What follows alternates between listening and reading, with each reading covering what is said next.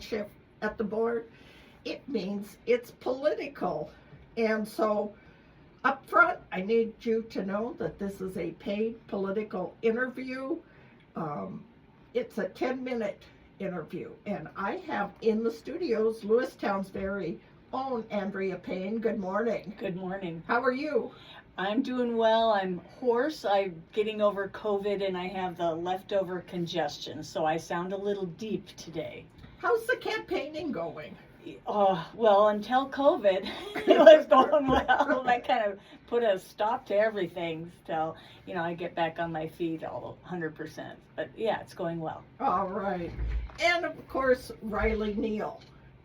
Did I get that right? You sure did. Thank you, Phyllis. Make that microphone comfortable for you. Is that good? Yeah. Thank you. I just want you to be comfortable. Reilly, you're also out campaigning. I am all across eastern Montana, writing candidacy for Montana's 2nd Congressional District. Okay. How's the campaigning going? It's great. I love interacting with folks all over this district. It's the largest geographical congressional district in the lower 48. It's actually the biggest district that's not its own state. So it's a big area to cover, but I really enjoy it. I love the scenery. I love the people. I love the interactions. And not a lot of people out there to vote, probably more cattle. Yes. People in that area because yes. It's pretty desolate out there. It is, and it covers as well Great Falls, Helena, Billings, and Livingston as larger population centers. But as soon as you get out here in the best part of the state, as I see it, there's probably, yes, more cattle and potentially even sheep than people. Yeah, that's very true. But it is a beautiful part of our state. Absolutely, absolutely. We cover, if you think about it, we have the lakes and the rivers and the mountains and the prairie. Absolutely. Got it all. Yeah, we do in one state because we are large. Yes, very large. As I found out, 3 oil changes later in 2 months. So Wow. Yeah, it's a lot of ground to cover, but a lot of great folks out there on the campaign trail. So I've just been having a ball, to be honest with you. And I will, like yourself, Phyllis, be happy to get a rest in a couple of days. Yeah, Yes. yeah. We're counting down the days Yes. here. It is overwhelming, and so I'm going to put in my own plug here. You need to get out and vote. I know, ladies, you're going to talk a little bit about that, but please get out and vote and be an informed voter and vote what your heart tells you. Absolutely. Definitely. All right. Absolutely. Andrea, House District 37. What do you got for us? This is it. Yeah, I know. It's, just trying to hang in there. The trickiest part is you just don't know, until the day after. And so you don't make plans. Life's kind of on hold. But, I've had a lot of wonderful people say they're supporting me, so I really am appreciative of that. We'll see. Well, yeah, and when we first talked, the first time we talked, you really got into the race so that people had a choice. This country's based on choices. Mm-hmm. Absolutely. And you need to have a choice. So thank you for doing that. Definitely. What's your passion if you get elected? What's your passion? Well, property taxes is what I've heard the most concern about, and because I was an educator, public education, and I was sharing with Phyllis before we came in that you can look online at what bills have already been submitted that will be going to committees and stuff, and I'm just like, wow, there's a lot out there, a lot of agendas.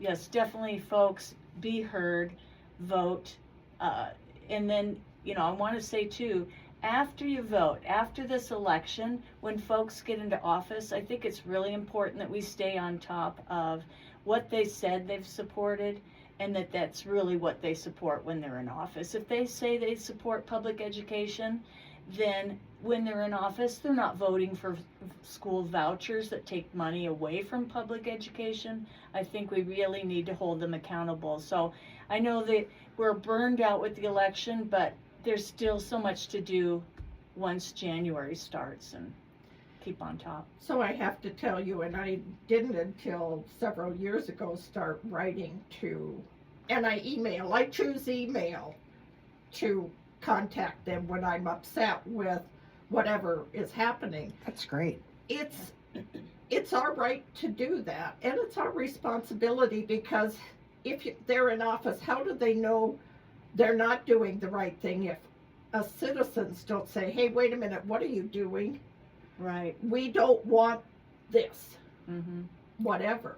Yeah. So, They need to hear from us. They Yeah. do. And when I was in the legislature, you would know that a particular bill was really important and needed to be looked at and investigated more when you would get back, at least in 2013, you would get a stack of papers that show how many people had emailed, called in, and that appears right on your desk on the floor of the House. And you would see that stack. I remember the craft brewing tasting room bills. Those were really, really important, and people were writing in droves. So, you know, these legislators, they look at this and they need to see it. And it's an easy process, going online and submitting or calling. You can even just call and say, I want to leave a message for a certain representative. That message will be written down and put right on their desk. yeah, so important, and thank you for that input, because sometimes we wonder, Yeah. as John Q. Public out here, Yeah. do they even get my message? Do they even read my message? So it's nice to know, yes, you get them. Now, whether you read them or not, that's going to be up to you, but we'll give you the benefit of the doubt, and we'll say, yeah, they read them all. Yeah, your voice has power. In the state legislature, each individual voter's voice has power. Each citizen's voice has power. And we should use that power. Mm-hmm. All right. Andrea, I know you had a couple of things you wanted to talk about. Oh, I was going to share a quick story because Reilly's going to enjoy this. I went to put my ballot in at the courthouse, my absentee ballot, and as I'm leaving, I'm past a friend, and she was dropping off her ballot, but she stopped me to say, this is my second. And I said, why? And she said, well, I forgot to vote for Reilly Neill in the first one. And so I came back, told them I made that mistake. They destroyed that first ballot, gave her a new one. She took it home, and she filled in Reilly Neill, I'm filled in the thankful. bubble, and took it back.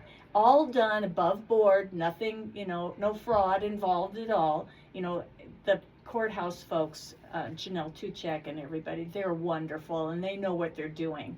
And so I just had to share that story because, one, if you feel you've made a mistake, you can correct it.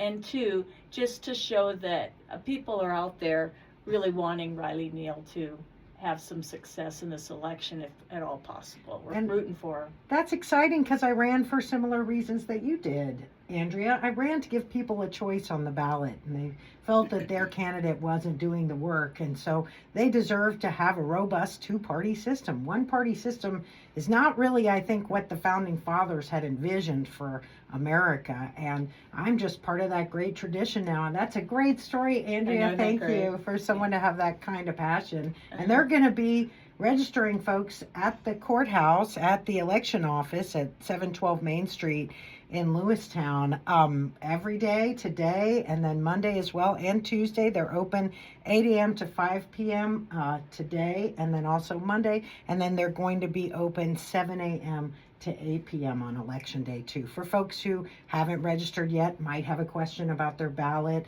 or want more information about the candidates or the ballot initiatives, they have that as well. Okay, so I'm going to ask you two ladies, because I'm a proponent of educate yourself. If they want to find out in one place about the candidates and the initiative, do you know of a website or where they can do that to get the information? Well, the Secretary of State website, the sosmt.gov, they have a lot of resources. They explain the ballot initiatives. They put out a pamphlet every election cycle that folks can look through and get that information, at least all the official information. And I do know there are a few news organizations that work hard. Billings Gazette, the Montana Free Press, both of those have online versions, and the Gazette has a print version as well. They do voter guides, so those are two options too that folks could look at to find that information in one place. Yeah, I was going to mention Montana Free Press because I submitted answers to questions there. So you can go there, see what I answered to those questions, and if others that did submit answers, or if they did not, then of course you wouldn't find anything there. But yeah, there are a lot of resources. And online. Facebook, Instagram, these social media sites, candidates usually have a pretty, so if you just went to your Facebook and typed in a search for any of these candidates' names that you might be interested in, or the ballot initiatives, that's kind of a clearinghouse of information for folks to go individually and look at one place, but for different candidates. And someone like myself, and also John Metzger, who's another write-in candidate for House District 2, ballotpedia.com, and then also votesmart.org compile all the candidates, all the initiatives in their own words for candidates like myself, a write-in candidate who didn't get interviewed for the Billings Gazette or Free Press voting guide. So if you wanted to go beyond that, I would suggest something like Facebook or Instagram, searching those candidates, searching for them online, or going to votesmart.org or Ballotpedia. Yeah. All right. Andrea, I'm going to give you about a minute here. Anything else you want to say? Well, there was a great article this morning in Montana Free Press about Medicaid expansion and how conservatives are looking to make sure that is not renewed in 2025. And folks, it's really important that it's renewed. There are people in our town that rely on that medical care, and if it's done away with, it will impact our hospital. They'll have to cut $30 million. 90% of the folks that are on Medicaid expansion in our community are working folks, but do not make over, they make under $21,000 a year, and they can't afford anything except Medicaid expansion. So that's one to keep an eye on in 2025. Let's get that passed. All right. Andrea Payne, running for House District 37. Thank you. Reilly Neill, what do you got? Well, I know you folks are going to be sharing a lot of this information, but I wanted, and as you noted at the beginning of the segment, that people needed to, I wanted to just reiterate, get out and vote, participate in your democracy. This is our right, and it's our honor, and we're lucky to have this in America. And I know that folks may think they're registered. If they want to check their voter status, they can do that at the provoterportal.mt.gov. That's prodvoterportal.mt.gov, excuse me. And if you're looking for voting results, the Secretary of State is going to be having those on election night. I'm sure you folks will share a lot of this information. sosmt.gov/election/results. All right, Andrea and Reilly, thank you for stopping Thank you. by. Thank you, Phyllis. And you know what? That is our show for today between Heidi and I. I think we've got you informed. I want to wish you a great day, a great rest of your week. And remember, only 4 more days of political ads so you can smile a while. It makes people wonder what you've been up to. I have a question for you, Andrea. Yeah.